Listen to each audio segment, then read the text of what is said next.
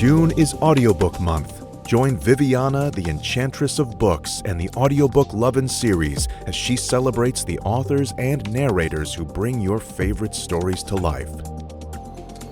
Hi everyone! Happy Audiobook Month! I'm Jamie Rodriguez, an audiobook narrator and voice actor, and I'm super excited to share an upcoming release with you today.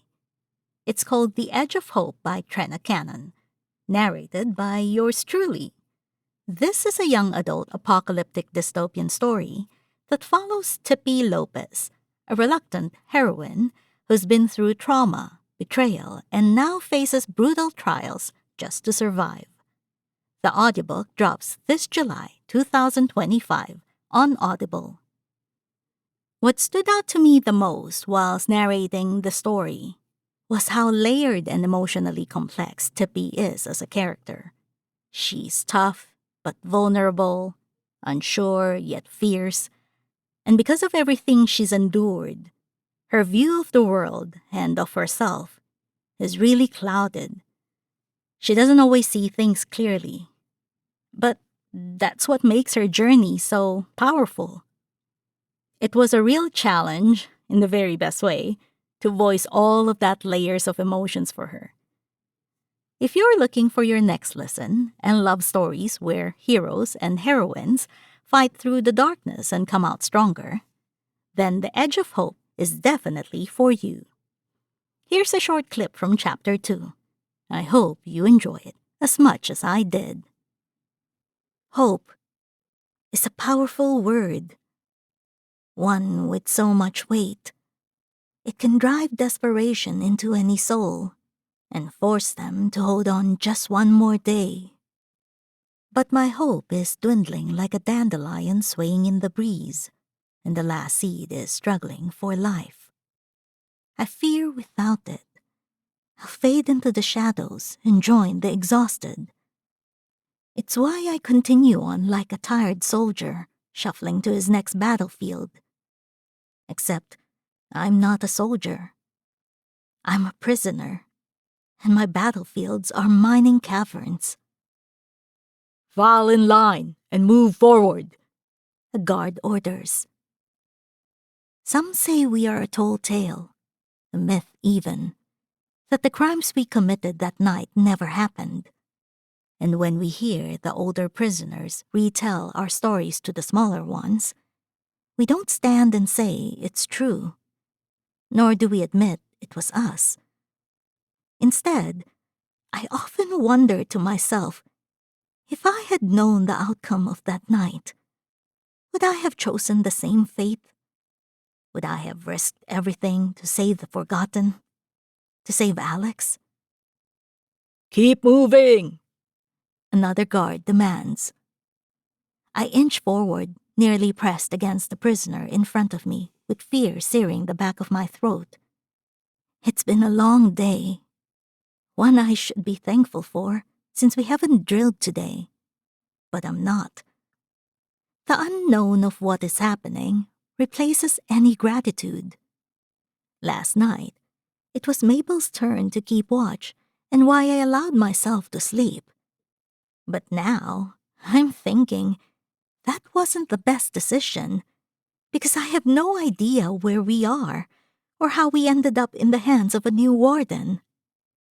Was our cavern attacked? If so, how? Our warden was the most powerful man around. He was strict and forceful with his prisoners, including his guards. He obeyed the Commodore's law to the T. No one had ever escaped or been able to penetrate his cavern.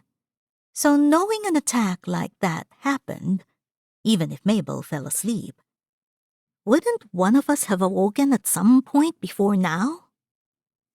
How did this new warden and his guards transfer all these prisoners to a ship? And we do not remember any of it. The line comes to a stop, and the tight air hums with chatter from the other prisoners. And I want to look up too. I want to see what our new post looks like. Perhaps get a sense of what really happened and where we are. But I've felt the end of a strap before, and since have not lifted my chin or faced the warden or his guards. Instead, I secretly glide a fingertip along the smooth metal coat painted on the wall next to me, with hope swelling in my throat. Maybe we won't be mining. Perhaps our new warden wants us for a different reason. I run all 4 fingers against the cool surface, yearning for a new position, possibly one outside. But I know that's a fruitless dream. All positions are mining ones. Sulfur, gold, silver, coal. And I swallow the desire down in a hard gulp. Wherever they are taking us, it won't be good. Name? A female voice asks me. I jerk my hand back with a chill crawling along my skin. Not that I'm scared of touching something that isn't mine, although a small part of fear pricks my skin because of that very thing.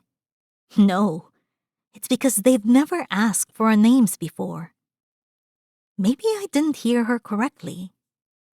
I start to lift my eyes, but the very thought of being punished has me pressing my chin closer to my chest. Instead, I do what all guards want. I keep my head down with my mouth shut and unwillingly stretch my arm out, and it shakes uncontrollably as I prepare for my new brand. Whoa! How many times have you been sentenced? The female asks, and she sounds young. More like my age than a guard. And again, I force myself not to look. 8, I hear behind me, and I know it's Alex. He's been our constant ever since Mabel and I were sentenced. Alex is the one that taught us all about the forgotten rules, the same way we taught him the spoon rules when he first arrived at Caprahorn. He begins. It doesn't matter. Al, she calls. Come look at this one's arm, at all these brands. I fidget in place, with beads of sweat forming on my upper lip, because all that's ever mattered before is, can we still drill? Black boots stop inches in front of my toes, and my heart races out of control, fearful of what is about to happen. Will he stomp on my foot? Punch me in the gut? Or use the strap? After all, these are new guards, and the new ones are the worst. They like to enforce their power straight away. I clutch my cold hands together in front of my belly to stop a mean fist, curl my toes under in case those boots come down on me, and silently pray this guard doesn't use the strap. Yeah, so? So, the female stresses. Look at her. She's already cowering. She's weak and won't last. I know. That's what I thought too. But check this out. Before I can prepare myself, fingers plow into my matted hair and I stumble forward. I know I shouldn't look, but I want to know the face that will be swinging the strap against our backsides. And like instinct, my eyes fill with hatred the second I lock onto him. See that look? That's the fire we're looking for. Yes, but can she learn? A voice calls nearby. I skim the crowd, and my eyes grow wide.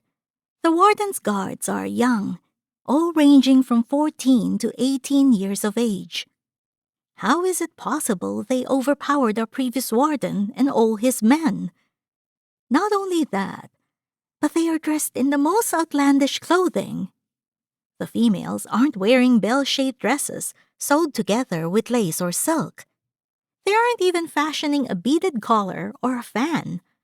Instead, they are dressed like the males. Faded trousers with rips and holes torn through the material, and their short-sleeved shirts have strange images painted on the front. But what has me flabbergasted is the females are shouting out orders among the males, as if they are equal. The only time a female is allowed this type of freedom is because they are pirates. Are we no longer prisoners in the mining caverns? Have we been captured by pirates? Tippy's just getting started. Wanna know what happens next? Check out The Edge of Hope, written by Trena Cannon. Coming soon on Audible.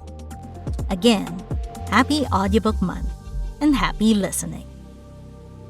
If you enjoyed the Audiobook Lovin Series and you want more, join the Audiobook Lovin Podcast Patreon for early access to podcasts, exclusive content like the Would You Rather game and dinner party guests, and additional incentives such as bloopers, graphics, and much more. Support the podcast by becoming a Patreon at www.patreon.com/audiobooklovin. Thank you for joining Viviana and her guests for this podcast, and we hope you tune in again as we continue to celebrate Audiobook Month. The Audiobook Lovin Series is hosted by Viviana, the Enchantress of Books. Please make sure to visit the main page linked within the post to learn more about the entire Audiobook Lovin Series and the enchanting author and narrator guests who have joined us over the years. If you've enjoyed today's episode, please consider leaving a review wherever you listened. Until next time, happy listening. Audiobook Lovin hopes you have enjoyed this program.